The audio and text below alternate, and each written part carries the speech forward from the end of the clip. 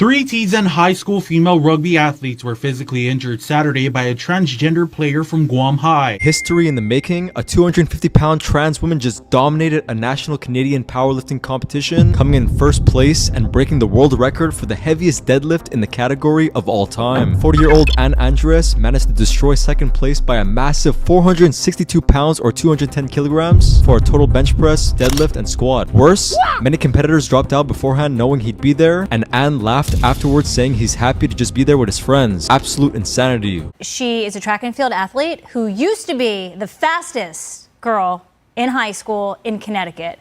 But then she started losing to biological boys who identified as girls and competed against her. She's Chelsea Mitchell. She is suing the state of Connecticut for forcing her to compete against them. Chelsea and her lawyer, Christiana Kiefer, join me now. Ladies, thank you for coming on. Chelsea, you know, you're in college now. I'm assuming you still run. Why are you suing now about what happened back then in high school? Well, I actually sued my senior year of high school, and that was because all 4 years of my high school experience, I raced against these two biological males who ended up taking 4 state championships, 2 All-New England awards, and countless other opportunities for myself to advance. And it's not fair to force females to participate against biological males, and so that's why I ended up suing. New Zealand has chosen the first transgender athlete to compete at its Olympic Games. Laurel Hubbard is a female weightlifter who will be in Tokyo next month. Supporters call her selection a breakthrough for the transgender community. It's also reignited a debate with critics who say it's unfair for an athlete who used to compete with men to participate in women's sports. MTS Taya has the story. For the headline-making and barrier-breaking weightlifter, all she wants to do is compete. I am who I am. I'm not here to change the world. I just want to, be me and just, do what I do. 43-year-old Laurel Hubbard, who transitioned from male to female in 2012, is considered a serious medal contender after being selected to represent her home country, New Zealand, at the Tokyo Games. It took 4 minutes and 33 seconds for Leah Thomas to swim her way into NCAA history. With her victory in the women's 500-yard freestyle, Leah Thomas is now the first openly transgender D1 athlete to become an NCAA national champion. After spending 3 years on the men's team, the University of Pennsylvania swimmer surpassed the NCAA requirement to compete on the women's team, 12 months of hormone replacement therapy. Still, her standout season has ushered in a wave of scrutiny, splitting her teammates, some writing public letters of support and others anonymously speaking out against Thomas, with at least one complaining she has an unfair physical advantage. Women stand up! Women stand up! So you don't know what you're talking about. You're not educated on genetics. Would you like to discuss the genetics? Or well, no, what no. are your genetics? So I'd stay away from the genetics and back to the brain scans. You cut that out now, or you'll go home in an ambulance. This is yet another edition of how Transanity continues. You see, there was a member of the Fergus team who is a biological male. Just look at him. His name is Ash Davis. He doesn't resemble a female at all. I mean, he's not even trying to pull off the scam with a fake wig or giant breasts. That might all be well and jolly. It's all fun and games until somebody gets hurt, right? Well, that's the point. Biological women are being hurt by this grifter. Last month, there was a game that Fergus competed in, and 3 women had to be carted off the field with injuries. It's inexplicable. I mean, with the exception of auto racing and equestrian, the genders are divided, especially for a sport like rugby. Hey, Mr. Davis, Ash, why are you doing this? I'm David Menzies, Rebel News. Hi. No, you're not really a part of this. We're having a team chat now. Okay, so I'm just trying to ask some questions, ma'am. But this is not the appropriate time for that. Why are you allowing a biological male to compete against female players? We're not going to have a conversation with you. Well, I'll talk to Ash then. Ash, do you take joy in injuring female rugby players? Are you lacking the skills to play with male players where you should be? You're a biological male, aren't you? I got you. World Rugby, the governing body, says this is against the rules. You can't have biological males playing against biological females. I don't know. I guess they just... Yeah, what's a biological female? Well, I would imagine if you're born with female genitalia versus male genitalia. Where did you get your PhD? Pardon me? You're defining a biological female. Where did you get your PhD? So I'm defining but ma'am, in the history of sports, all sports, with the exception of equestrian or auto race. There for history. I'm only 19 years old. I cannot say what happened 20 years ago because I wasn't. No, but in the here and now, you see male tennis, female tennis, right? I don't see any tennis. I don't watch tennis. Oh, okay then. So it doesn't exist then. To me, you can't ask me a question about it because I have no idea. Just the same as you can't talk about what a female is if you're not a doctor. I can't? What is a female then? Do you have a definition? No, I'm not a doctor. Well, how do you like that? You have to be a doctor in order to define what a female is. Oh boy, look at that. But we're going to hear her story. She said she didn't know it was a man. Here is Cordelia Gregory's profile. I mean, you may not need to be told that that's a man, but, we'll take her word at face value. So let's see what she had to say about her experience in the previous tournament, fighting a man, what that was like, and how she felt about that. Which, by the way, this jiu-jitsu practitioner who bravely took a stand, you can check out her Instagram, Ansley.mma. Oh, look at that. She follows me. That's cool. So I'm sure you've seen the tweets or the article about trans athletes competing against women in jiu-jitsu. And as one of those females, I wanted to come on here and kind of share my experience about what happened to me in July. Which, by the way, this is Cordelia Gregory, the man competing in the women's division. So I signed up for a tournament called Submission Challenge on July 8th in Marietta, Georgia. And I wasn't fully expecting to get a match because I was a purple belt at the time and there was no purple belt signed up other than me. But sometimes a blue belt will step up to fight a purple belt. So at this point, I was grateful that I had a match until I found out later in this day that I am indeed fighting a biological male. So let's kind of get into my match and my thoughts during it was happening. I immediately got in the clinch because I always rush in, and as soon as I clinched up, I knew something was different. They felt so strong. I was like, oh my God, this is a very strong old lady. What? So initially, I am in total panic mode. It's easy to say there's no physical advantage for a man over a woman. It's like, well, then grapple with one. You'll find out pretty quick. Their strength, and I'm like, oh, I can't take them down. Better pull guard. Then I work my sweep. I get the sweep and I feel a little more comfortable. And then eventually, like maybe 30, 40 seconds later, I get the tap with the Ezekiel choke. And I get off the mat, and I know I still have a second match with this person because it's a best 2 out of 3 bracket. We were the only 2 people in it, so we have to fight 2 to 3 times. So here we have the second match. I take a little different approach because I know now that this is a very strong individual. I don't rush in. They get their grips, and I get yanked. I get yanked twice, and I'm like, this is so weird. But when they yank me, I kind of fall into a body lock. And I'm just so confused. And then they pull guard, I pass, and then I get a paper cutter choke. And then they tell the ref they didn't tap. So the ref, they didn't tap. Seems like they identify as not having tapped, even though in biological reality, apparently Cordelia Gregory did. When I originally posted this on TikTok, I received a lot of hate. This was never about me winning or beating a trans opponent. This was about me giving a voice to other girls like Jaden and Adela who were scared in their matches. And I can't believe people actually think this is okay. If Cordelia had beaten one of these girls that day, she would have been fighting a 16-year-old biological female. The support that me and Jaden have received from this has been so amazing. And we just want to thank you guys so much for protecting women's sports and especially women's grapplers. Natalie Ryan. And I thought, sure, I think I've touched on her before, but let's take a good look. She's in the PDGA, ranked 9th. She's won 21 games out of 61, earning about $41,500 a year. It's great earning.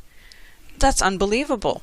But I said to my husband, one day, she kind of looks like an MTF. And my husband's like, no, come on, please, let's not talk about this. Well, if you're unfamiliar with the term, it's male to female.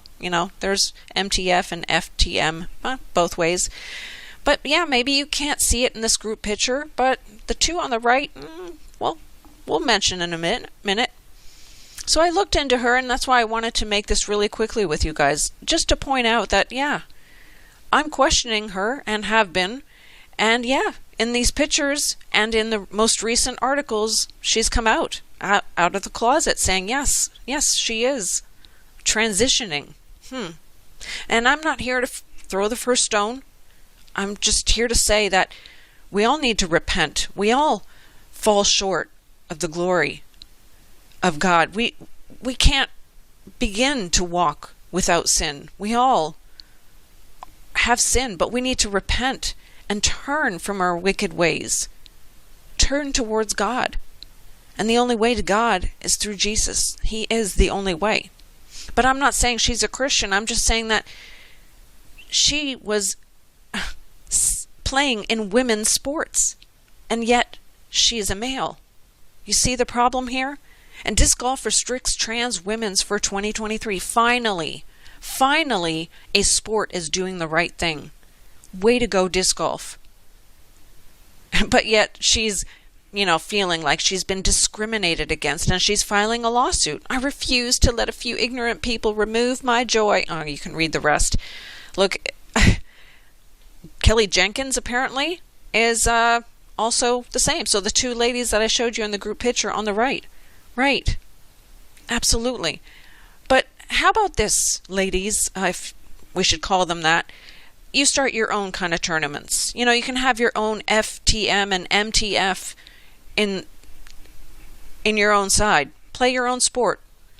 So we have women's, men's, and then your own style. That I'm just suggesting, because it's wrong. It's been wrong for a very long time that they were involved, because obviously they're going to be stronger than women. They're going to take over, dominate the sport in women's field. The Disc Golf Pro Tour is removing me from the OTB Open. No matter where they go, I will fight them every step of the way. If you thought I was fighting hard before, just wait. They are going to burn with me. In case some of you don't know, Natalie Ryan is a female transgender disc golfer who has successfully, in 2 instances now, legally filed suit to force the Pro Tour to allow her to play in the female protected division in 2 Disc Golf Pro Tour events. Looking ahead to future events on the calendar, the Disc Golf Pro Tour, I think, correctly surmised that they were likely to face additional lawsuits. In fact, Natalie had already announced that she would be filing in at least one more state, which would be Vermont. And so the Pro Tour, rather than have to face the difficulty of allocating funds to legal defenses, made the decision to cancel certain events in certain states. Welcome, everyone. As you can see, we're all gathered here for an important cause. We're here to ensure fairness for females in sports. I'd first like to introduce Katrina Allen to share a statement. Hi everyone joining us live. Those of us gathered here who compete in the Female Pro Open Division of the Disc Golf Pro Tour first want to say that we appreciate and are thankful for the efforts of the Disc Golf Pro Tour and the PDGA to uphold their non-discriminatory eligibility rule that simply seeks to protect fair competition in the FPO division of the Disc Golf Pro Tour and in the highest level elite PDGA events. It is a fact of biology and sports physiology that being born with male biology, going through male puberty, and experiencing male levels of testosterone conveys enormous performance advantages. Elite sport, for those of us born biological females, cannot exist without eligibility standards that consider these basic biological facts. We want to thank the Disc Golf Pro Tour and the PDGA for adopting an eligibility rule that merely recognizes basic biology and physiology. My name is Jennifer Allen, PDGA number 15354. I've been playing disc golf since 1999. Back when I had to travel state to state to just try to find just another woman to play against. Even though I've always had a great advantage with my distance, I never chose to play with a man because I didn't feel it was fair. The women before us stood up to fight for us to have a division, and I feel it's my duty, as well as the women behind me, to stand up for our future, for the little girls or the moms or the college athletes who are just finding our game. So please, we just ask that you help support us, and let's not spread any hate, and let's just try to do what's right. Thank you. When I was at OTB this year, I had a 14-year-old girl come up to me, and she said, "Kat, I'm going to be out there playing, and I don't think I can do it, because I don't think I have a place there. I don't think I'll be able to win anymore. I don't think I'll be able to follow my dream." I think about her a lot. And I think about how when I started disc golf, I was 14. And it was everything I had. I would have killed myself if I wouldn't have found this sport. And I gave my all to this sport. I refused to go to college so I could pursue my dream and being the best woman in the world. And my livelihood, our livelihood, and our career is at stake. Every woman athlete's career is at stake. And we just ask you, please, have some sympathy.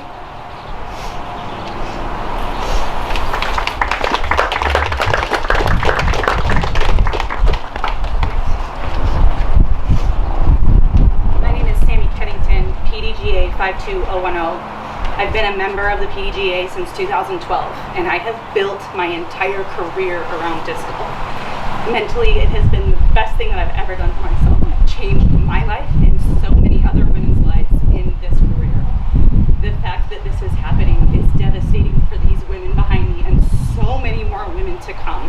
And I think the words have already been spoken here, and we are just asking that you consider what is happening here and that you don't throw our thoughts and our support away because of fairness. My name is Rebecca Cox, PDGA number 32917.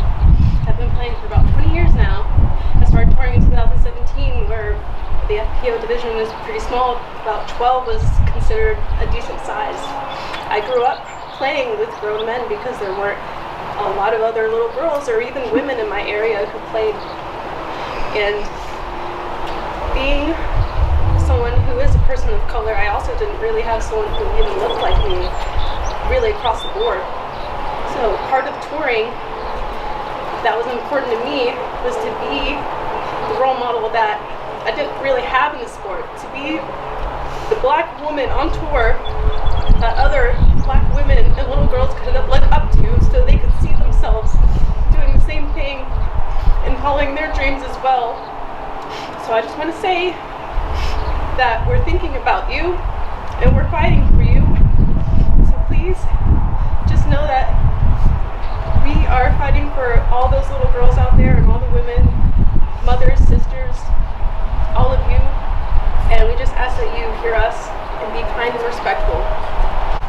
Hi, my name is Jessica Weiss. My PDGA number is 50656. I have been competing since I was about 9 years old. I started playing disc golf when I was 6 years old. So right now the Junior World Championships is going on. And I just want to give it up to all of the girls out there competing because they all know what we're going through right now. And they're not giving up their dream. And we're not going to give up our dream either.